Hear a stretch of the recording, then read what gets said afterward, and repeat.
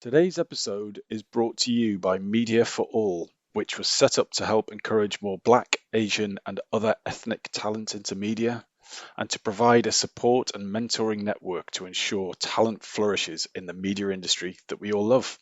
If you're looking for a mentor or would like to mentor young ethnic talent, check them out at mediaforall.org.uk, and it is all 100% free.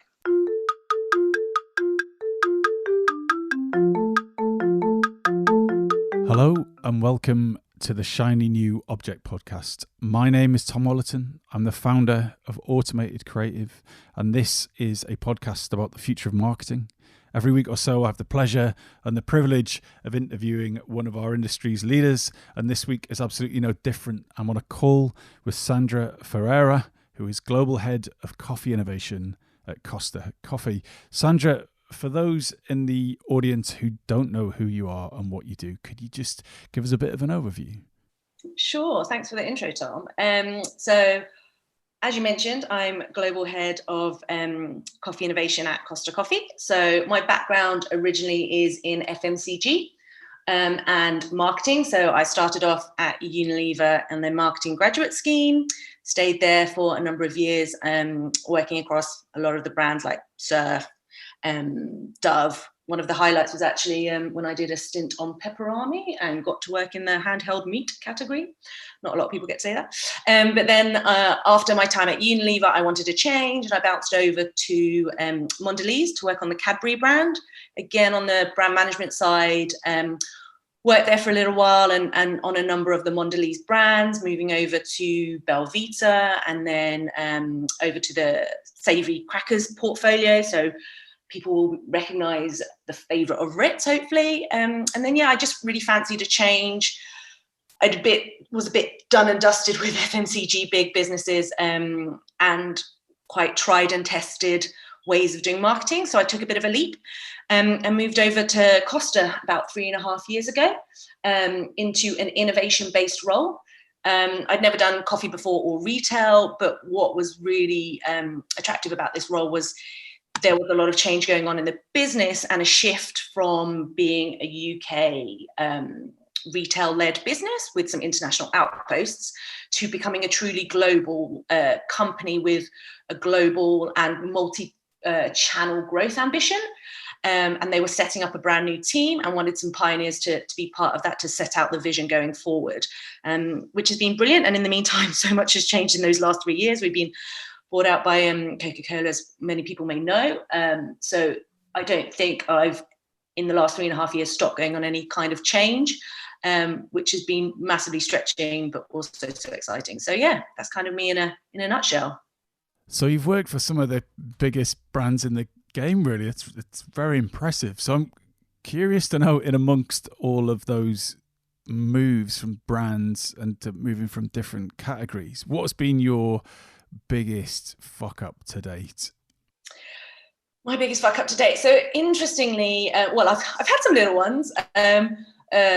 Unfortunately, I'm able to say that a couple of times in my career, I've had the CEOs of both Unilever and Mondelez, global CEOs, thanks Paul Polman and Irene Rosenfeld, forwarding me emails that they received from very disgruntled consumers complaining about something that I've done.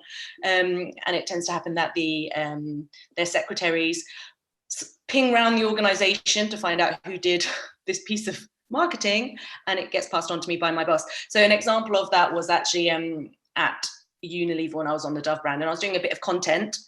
The content was actually, it was on hair. So I was on Dove Hair Care, and we were doing some content with some influencers, just interesting things about different hair types and matching our products to help hair challenges. And I think, when was this? This would have been about 2010, so a little while ago, but I was quite young, and in hindsight, it was wrong. I shouldn't have done it. So what we thought was quite playful and fun was saying different hair personalities. So do you have a split personality hair type? So one day it's really frizzy and the other day it's perfect, and you don't know what hair personality you're going to get, and it's really hard to tame. Are you OCD with your hair, with the way that you style your hair? And it was playful and fun at the time, but in hindsight, actually making quite light-hearted and joking content around mental illness is not the right thing to do, and had no clue at the time that it could be offensive or misinterpreted. And quite rightly, like, someone complained to Paul Pullman, that was the Unilever example, and it pinged all the way down to me through all the senior stakeholders, category directors, my director, then my line manager. So that was, especially at the start of your career, that was my first permanent brand manager role, and you're out there to impress. So that was pretty impressive. So unfortunately, I did it again in Mondelez. I was trying to desperately find out what that one was for, but I blocked that one out, I think, as well. So a couple of times when I've been put on the global CEO's radar for the wrong reasons, but we all make mistakes.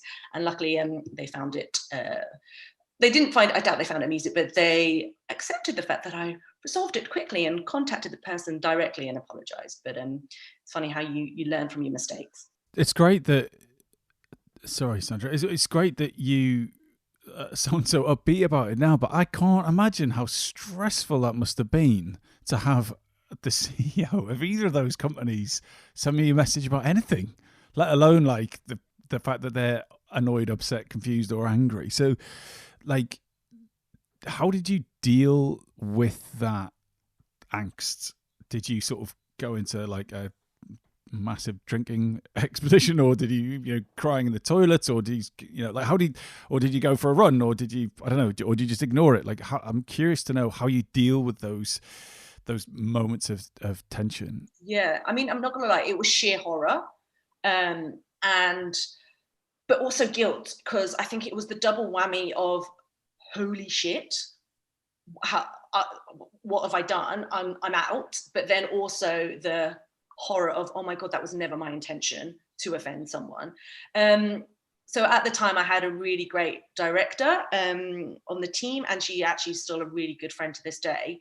And I'm not gonna lie, I was just like, oh my God, what have I done? How do I fix it? I'm really sorry. And she was like, it's okay, it's fine. These things happen, don't worry. And actually she was brilliant throughout it, and she's really inspirational as a leader, because she was like, look, don't panic, stop flapping. The worst thing you can do, and you can't change what's happened, just fix it.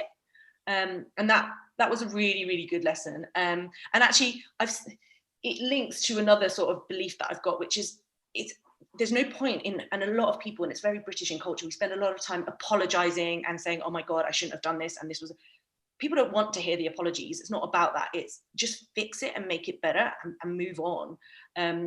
So me groveling and apologizing to someone, A, they don't want that, but B, it wouldn't have solved the situation. So actually just distracting myself by going into positive action, I think, is how I got over it, to help get over the horror and the guilt, I think it was.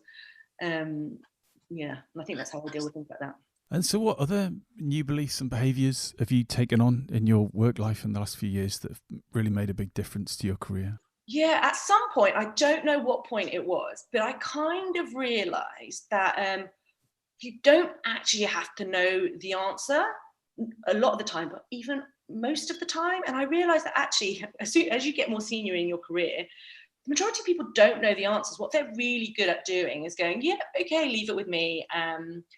I'll go figure out the answer. And I remember when I was at the start of my career that, and I see it with them when I've got like grads reporting into me, or people at the start of the career, that you give them something to do and they're like, oh, I don't know where to start. I really don't know how to do this. I don't think I'm the right person to do that. And I think when you kind of realize that actually even senior people most of the time don't know what they're doing, they go find a way, then I think that's quite liberating. And that's actually quite shaped my career as well, because I actually found out that I really like doing new things and answering like big hairy questions that no one can really crack, and then just be like, leave it with me. And I think there's probably like and I'll give you an example of in my in Costa what that looked like, but where I think it's come from, actually, I think it's and it's been pointed out to me by line managers previously, that I've probably got I enjoy it more than most people, the ambiguity and the uncertainty of it. But I think it actually comes from my background of my parents, so my background's Portuguese. My parents moved over when I was very young to the UK. Had no plan. They had some friends over here, but it was during a time when in Portugal it was very similar to 2008, the crash. So economy was super hard to get any jobs. And there's this word in Portuguese called that it's desenrascar, which means, it doesn't directly translate, but it means like to make do, you'll find a way. And it's kind of like pulling a MacGyver, which is, it's fine, we'll sort it out, we'll just get it done. And I think I learned from my parents quite early on, it's like, don't worry about things, like just try, figure out an answer. And so I'll give you an example of what that looks like. When I first joined Costa, one of the questions I was given was, and keeping in mind that I just moved over from FMCG, never worked in retail, never worked in coffee, and my knowledge of coffee was pretty much how much I like drinking it. The question they gave me was, how do we improve coffee consistency in Costa? And I'm like, whoa, that's a big question. Where do I start? And they're like, yeah, we've been scratching our heads about it for a little while. No one quite knows how to crack it. What do you think? And then, so I was just like, right, okay, so this is my first big challenge. I've got to do well. The CMOs asked me this. Brilliant, right? They've brought in a hotshot, someone from FMCG. Let's get on it. And I actually really relished the next year trying to answer this question. And I think I realized that it doesn't matter that I know nothing about coffee, nothing about operational delivery in a retail. What I kind of figured out was a formula that kind of works for anything, which is, you get a big hairy question and you break it down. There's always going to be sub questions, right, that will help you target and answer this. So for example, with me, which is, how can we improve coffee consistency in Costa? It's like, right, okay, so what is driving inconsistency? What's important to consumers about their coffee? Is it that, what really annoys them when it's not right? Is it that it's not the temperature, they don't get enough foam? Is it because it doesn't look like the cup's filled? And then also, what do we know about what our baristas are finding hard to do consistently? So actually, what are our internal data points? Because we have like mystery shopper type team. And then looking from an industry perspective, what does the theory tell you that is how you should be really consistent? So actually, I broke it down into smaller questions.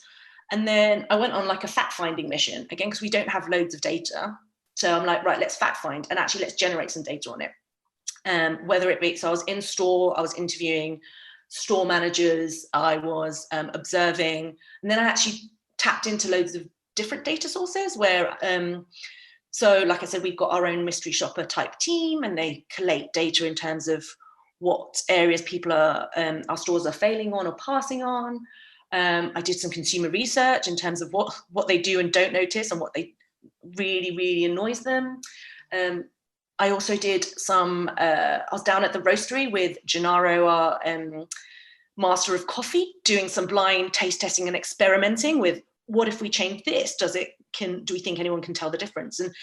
And really enjoyed that journey, but actually bust so many myths that had been ingrained in the Costa business, when everyone's like, yeah, but people really hate this. And I was like, well, actually, and then the final thing I did is I realized, with questions, you just take it to people, right? Which is like, find out different people in the organization, being like, I've been given this really hairy question.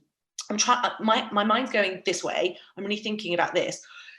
Your area touches it in this way. What do you think could be driving it? Do you have any insight? And it's so interesting because so many people will give you their hypothesis, and they'll give you loads of different avenues you can then follow. And it also helped me build a massive network within the business. So then going forward, whenever I had a question, I'm just like, I know people in every end of the business, and I built a bigger network really quickly than my line manager had at the time, and I became a bit of a point person and an expert in coffee equipment. So I kind of, within a year, I provided the business with some insight, a recommendation, and a trial plan that I was presenting that was really quite stretching for what Costa had done before. But the senior stakeholders bought into it.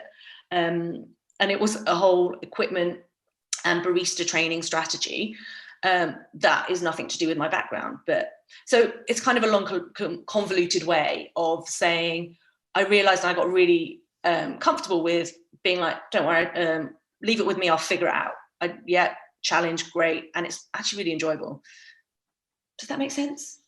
Yeah, it makes a lot of sense. And I think it's very suited to this industry, right? Like, I think the unsaid truth about the industry is no one can possibly understand everything. And even if you had 10 careers all back to back, you still probably wouldn't be able to work it all out. And so everyone operates in a state of constant ambiguity, but creates a facade that it's the opposite. You know, like I'm an expert in social media or display or programmatic, whereas in reality, you can't possibly be a complete expert in all of those things. You've only got the data, which is I've tried this thing and it either worked or it didn't, and you spot a pattern.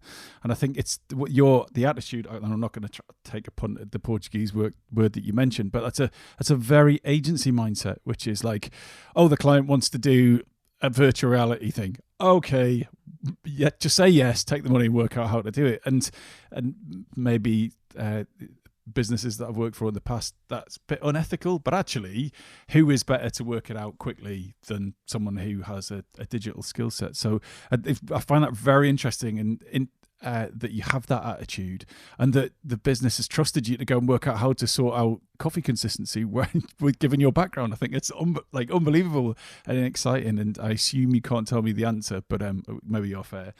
But we're going to move on to your shiny new object in a second, but could you just tell me what is your top marketing tip, your best marketing nugget, your silver bullet that you often pass on to other people?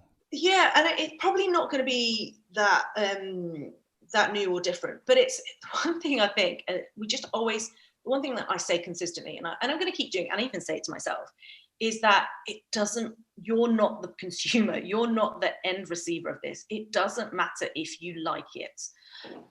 No matter who you talk to, in every role I've been in, people instinctively will be like, oh, but that's like, I think that's really dated, or that's not really cool, and especially because in marketing or innovation, especially people who work in London, we get very Londonized. And I think this more so is at the forefront with Costa, right? Because the Costa consumer isn't your hipster coffee drinker. They don't know anything about microlots and geishas. And yeah, it's really great that like high-end extraction methods and recipes and beans are brilliant, but at the end of the day, the Costa consumer wants a great tasting, consistent cup of coffee that they know that they can get with a barista who knows them and recognizes them. So every day, it's just reminding yourself that it doesn't matter whether you like it or you'd buy it. You're not the consumer. And I think whenever we're creating anything that's consumer facing, whether it's products, and again, and in my role, we do a lot of product tasting, which is it's really important that when we taste product, you take your own personal preference out of it. So it doesn't matter whether you like a milky latte or not, or what you drink. How do you find a way to make sure that every time you're thinking about a decision within your role, you're putting yourself in the shoes of someone else, and it doesn't matter whether you like it or not.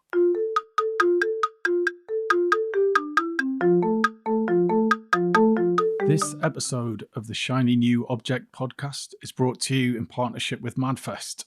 Whether it's live in London or streamed online to the global marketing community, you can always expect a distinctive and daring blend of fast-paced content, startup innovation pitches, and unconventional entertainment from Madfest events.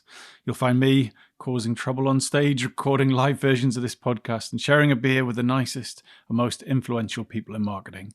Check it out at www.madfestlondon.com.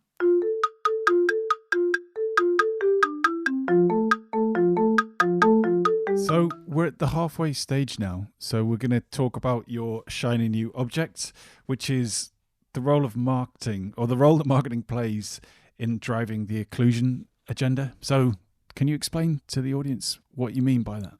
Yeah, sure. And God, it sounds really like really brown-nosing when you say it. But so the idea is, and the thing is, I don't think people we as marketeers or anyone in innovation realizes how much influence we have on people's societal assumptions, stereotypes, because we have so much influence, and we've got a massive scope of influence in the sense that we design products that people use every day.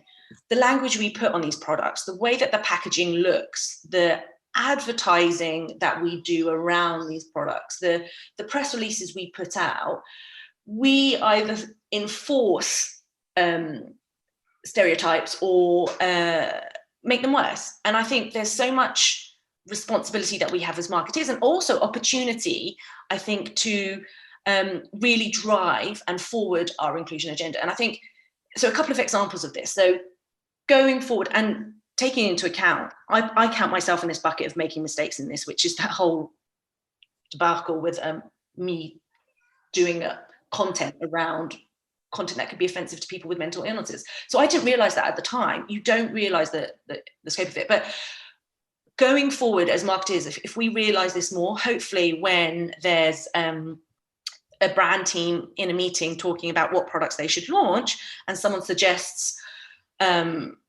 gender-specific toys in a chocolate egg with a pink and blue packaging wrapper on it, someone has the foresight to go, well, maybe that might not be the best thing to do. It might be reinforcing some gender stereotypes.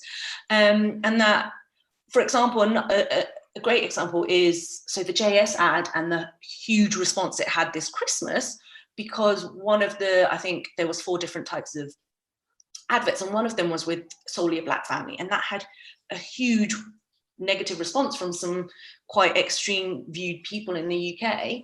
And you know what? Imagine the power if and these people openly said they were going to boycott Sainsbury's.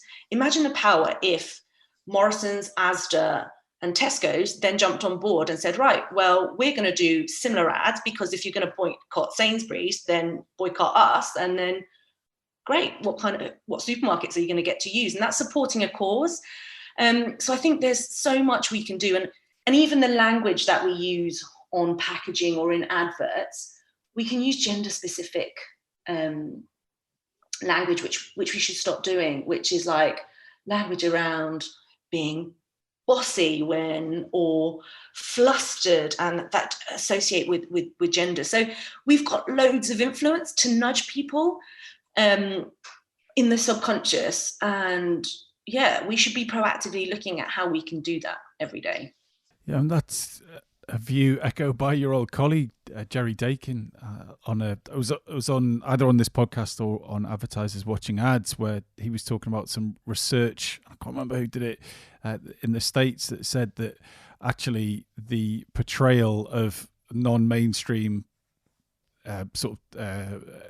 depictions of people actually had a positive impact on how people felt about LGBTQ plus people or people from different backgrounds.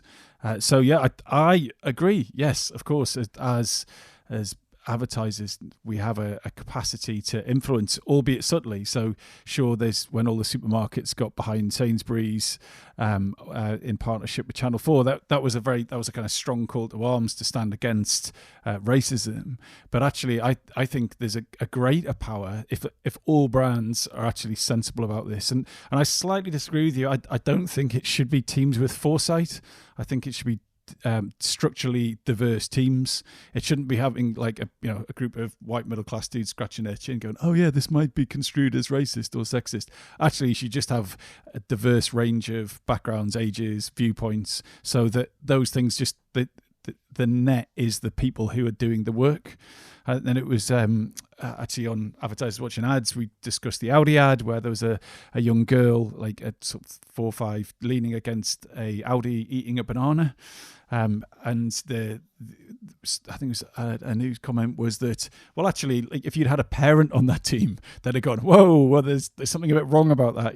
Actually having a kid leaning against the front of a car, like, doesn't really show off the car in the right way. There's the danger, and some people even thought the banana was kind of sexually perverse, which I kind of disagree with. Kids eat bananas all the time. But anyway, so I think that it's about having that the right people on the team. It's having a diverse set of opinions and backgrounds and perspectives. But and another thing that we do actually as a business is that when we get assets from our clients, we insist that they're representative of the audience that it's going to be showed to.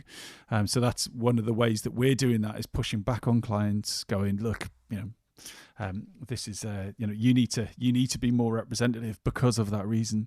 So how how do you think this should be done? So brands have I really like what you said. They have a responsibility and an opportunity. Do you think there should be a kind of agreed way of doing this, or is it a kind of, does it have to be Costa specific, or where would you like to see the industry be in a year's time with this? Yeah. So a couple of things. So to your previous point, I 100% agree with you. I've never worked in a diverse team or in a diverse office. So I can't say for the organization, but I've never, to this day, I still haven't. And one of the things that I'm supporting on that is, so I'm part of, there's a mentorship program called Mission Include that's kicked off this year, which is about people from diverse backgrounds getting access to mentors, leadership mentors around FTSE 500 businesses. So to proactively help elevate and give people a chance that potentially wouldn't have had that opportunity. So I think tools and activities like mentorship programs driving diversity in businesses 100% is right.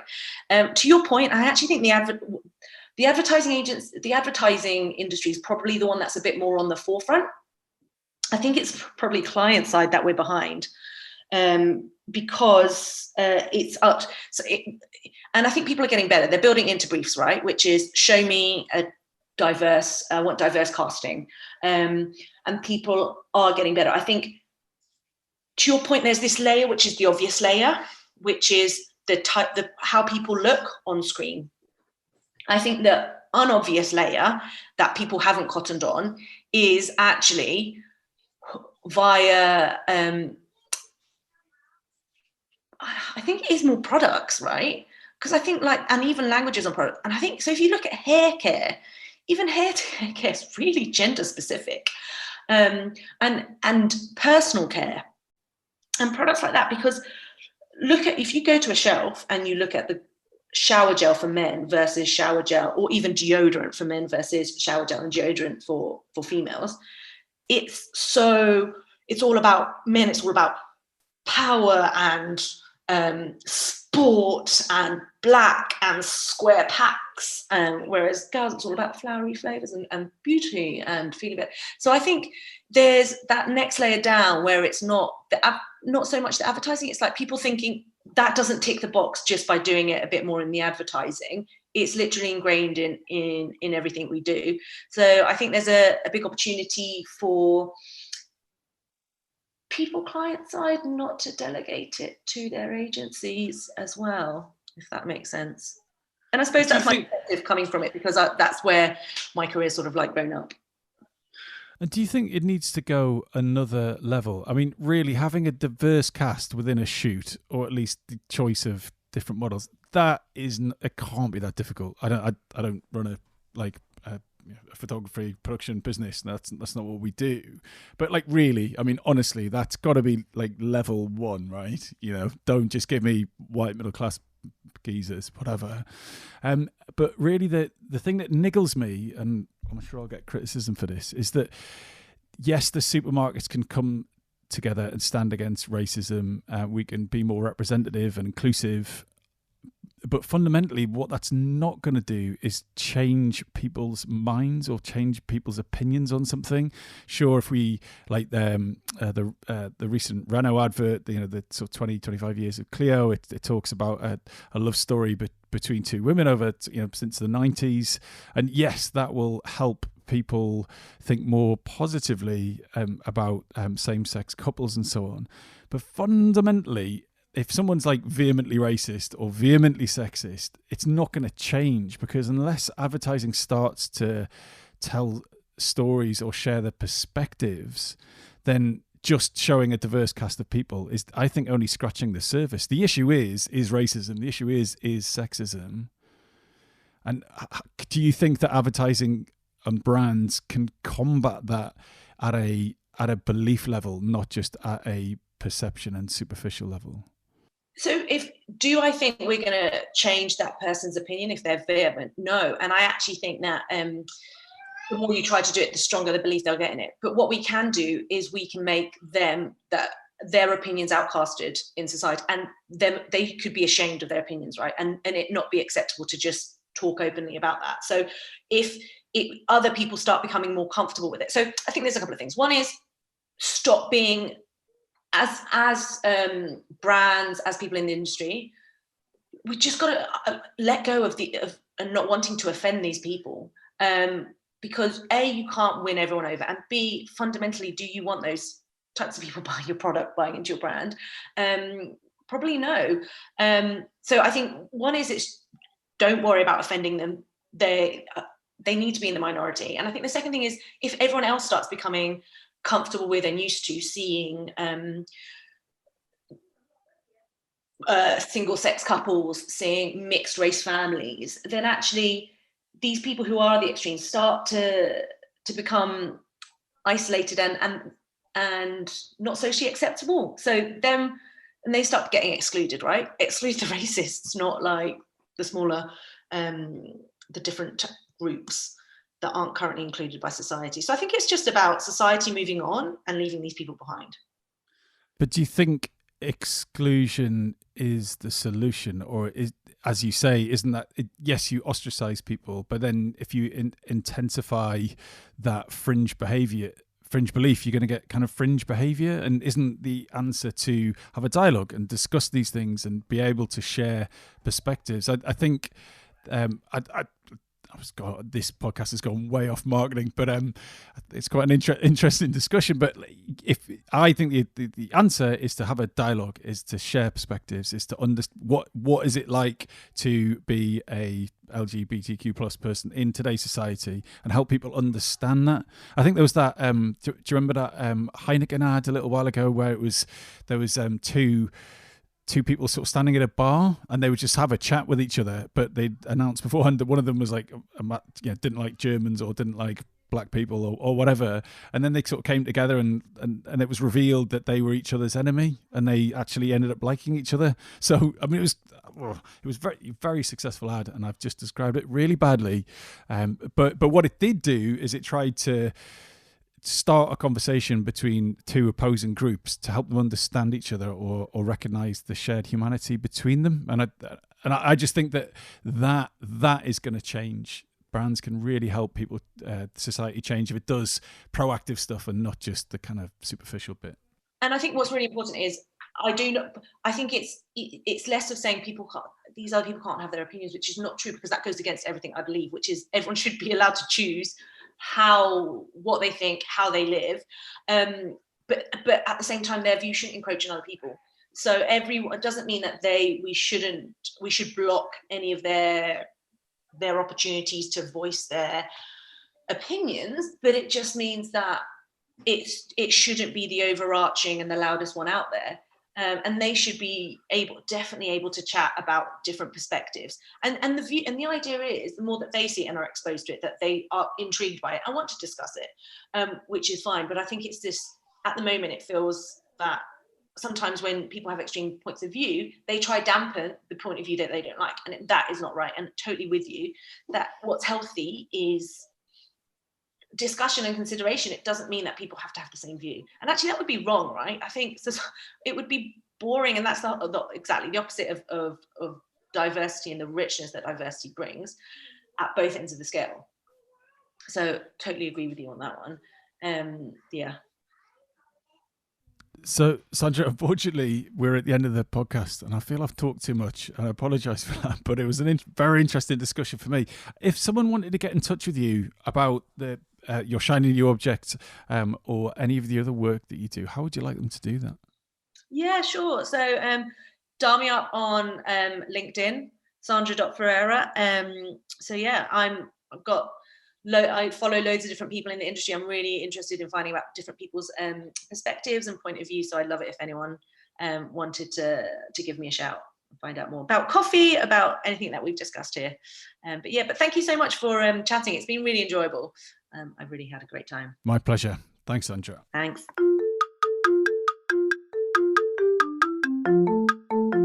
Hi. Just before you go, I'd really appreciate it if you could take the time to write a review of the Shiny New Object podcast on Apple Podcasts or iTunes, whatever it's called these days, or whichever podcast provider you use. We're an indie podcast, so it would go a long way for us if you could just share the word and give us a bit of a support on those channels. That would just be fantastic. If you haven't got time, that's also cool. And yeah, if you could tell your colleagues about the podcast, and also, if possible, don't forget to subscribe. And I'd love to hear your feedback. If you'd like to speak on the podcast or be a guest, or you think I'm asking the wrong questions, anything, I'd be super interested to hear what you think. So please email me at tom@automatedcreative.net. That's TOM at, I'm not going to bother spelling it. Anyway, you'll work it out. Thanks so much.